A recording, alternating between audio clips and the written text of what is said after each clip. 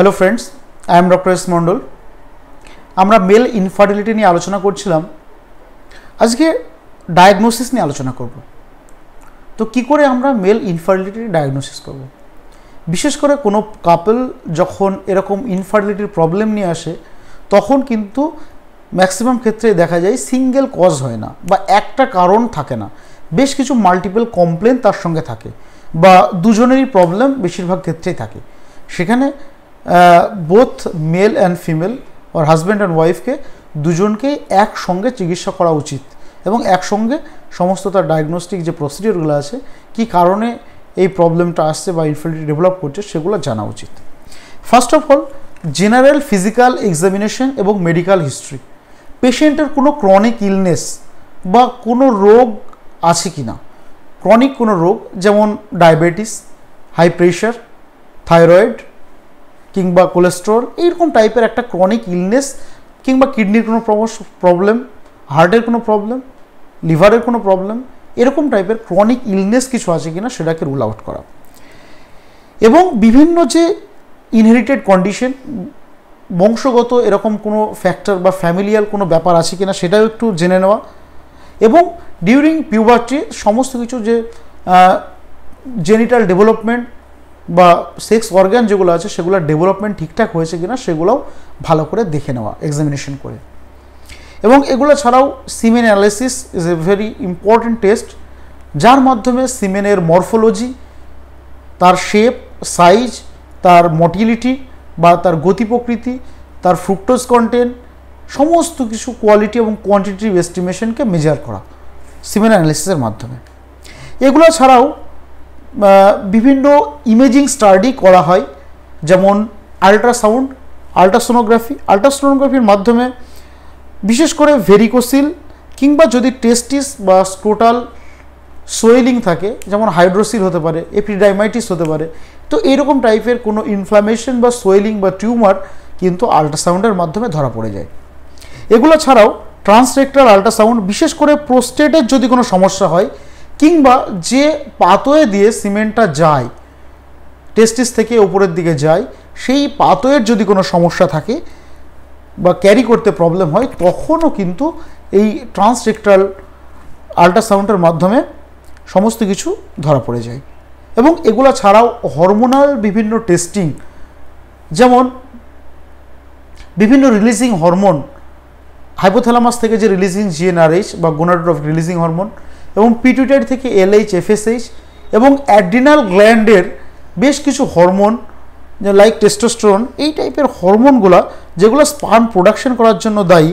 তো এই হরমোনগুলা সমস্ত কিছু বডিতে ঠিকঠাক আছে কিনা, বিশেষ করে মেন যে হরমোন টেস্টোস্টেরন সেটা কিন্তু দেখে নেওয়া উচিত এবং সেটা রুল আউট করা উচিত, এর এস্টিমেশনটা প্রপার আছে কিনা।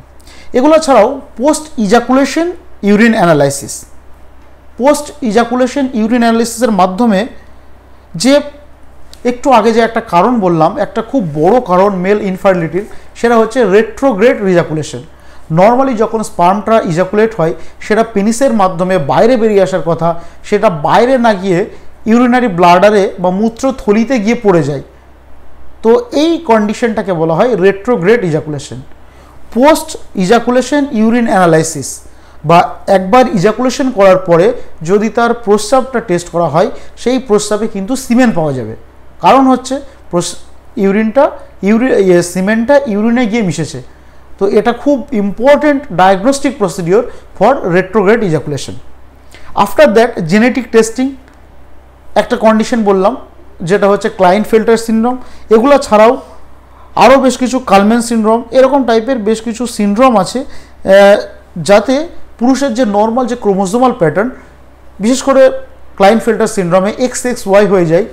তো এটা কিন্তু জেনেটিক টেস্টিং করলে বা ক্যারিওটাইপিং করলে কিন্তু ধরা পড়ে যায়।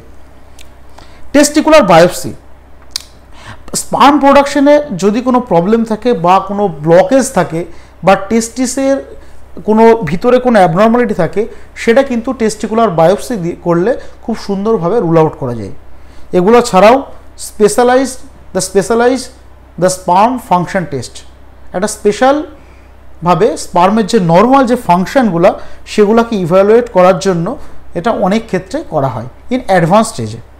এইবার আসি আমরা কি করে ম্যানেজ করব এর লাইফস্টাইল এবং হোম রেমেডি, যেমন ইনক্রিজ ফ্রিকোয়েন্সি অফ ইন্টারকোর্স, মেলামেশার যে সময়টা এবং মেলামেশার যে ফ্রিকোয়েন্সিটা সেটা আরও বাড়াতে হবে, সেটা খুব ফ্রিকুয়েন্টলি করতে হবে, অ্যাটলিস্ট 5 days বিফোর ওভুলেশন, ওভুলেশনের ঠিক আগে, সেটা ওভুলেশনের ঠিক আগে অন্তত 5 দিন আগে থেকে রিপিটেডলি ইন্টারকোর্স করতে হবে এবং সেই সময় বেশি ইন্টারকোর্স করতে হবে। Have sex when fertilization is possible, ঠিক কোন সময় ফার্টিলাইজ হয় বা ওভুলেশন, একটা ফিমেলের ওভুলেশন হচ্ছে সেটাকে রুল আউট করা।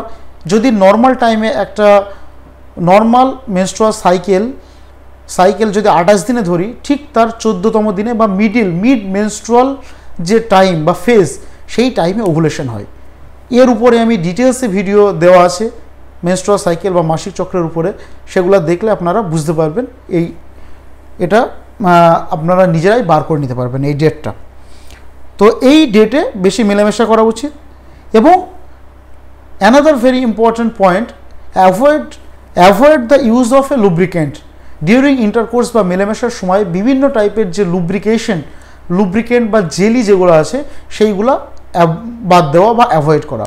তাতে কি হয়, স্পার্মগুলো মারা যায়। যেমন হচ্ছে অ্যাস্ট্রোগ্লিয়াইড অর KY জেলি, এই টাইপের মার্কেটে পাওয়া যায়, সেগুলো কিন্তু অ্যাভয়েড করা। এবং এগুলো ছাড়াও লাইফে হেলদি লাইফস্টাইল, একটা সুন্দর জীবনযাত্রা এবং স্বাস্থ্যই সম্পদ যেহেতু, সেই কথাটাকে মাথায় রেখে একটা হেলদি লাইফস্টাইল মেনটেন করা, হেলদি ফুডস এবং সকালে ঘুম থেকে ওঠা, রেগুলার এক্সারসাইজ করা এবং প্রতিদিন যোগা এবং মেডিটেশন করা এবং এক্সেসিভ ওয়েটটাকে কন্ট্রোল করা এবং avoid thing that damage your health, damage your overall health. এই যে সমস্ত খাবার দাবার হেলথের প্রবলেম তৈরি করে বা হেলথের উপর এফেক্ট তৈরি করে, সেই সমস্ত খাবার দাবার বা নেশাগুলো থেকে অ্যাভয়েড করা, লাইক এজ অ্যালকোহল, মদ্যপান বাদ দেওয়া, বর্জন করা, কোয়াইট ধূমপান বন্ধ করা এবং don't use the illicit drug. বিভিন্ন ইলিগাল যে ড্রাগগুলো আছে বা বডি বিল্ডিংয়ের জন্য যে সমস্ত ড্রাগ মার্কেটে আছে বা মোটা হওয়ার জন্য যে সমস্ত ড্রাগ ইউজ করে, তো সেই সমস্ত জিনিসপত্রগুলো থেকে কমপ্লিটলি বাদ দেওয়া। এবং ট্রিটমেন্ট আসি, এই ইনফার্টিলিটি ট্রিটমেন্টে ফার্স্ট অফ অল যেটা সবথেকে ইম্পর্টেন্ট, সেটা হচ্ছে কারণটাকে রুল আউট করা। কি কারণে এই ইনফার্টিলিটি ডেভেলপ করছে সেই কারণটাকে রুল আউট করা এবং অ্যাকর্ডিং টু সেইভাবে ট্রিটমেন্ট করা। এর হোমিওপ্যাথিক কনস্টিটিউশনাল ট্রিটমেন্টে খুবই এফেক্টিভ এবং বেশ কিছু কেস আমার আন্ডারে আছে তাদের, এবং পেশেন্ট আগের থেকে অনেকটাই বেটার এবং পেশেন্ট অনেক কেস সাকসেসফুল হয়ে গেছে। কিন্তু দুঃখের বিষয় হচ্ছে এই ধরনের কেসগুলো পেশেন্ট ভিডিও দিতে রাজি হয় না, যেহেতু এটা পার্সোনাল প্রবলেমের মধ্যে পড়ে। তবুও আমি 100% সাকসেস হয়ে গেলে বা বাচ্চা কনসিভ করে গেলে আমি আপনাদেরকে ভিডিওটা শেয়ার করব। Thank you.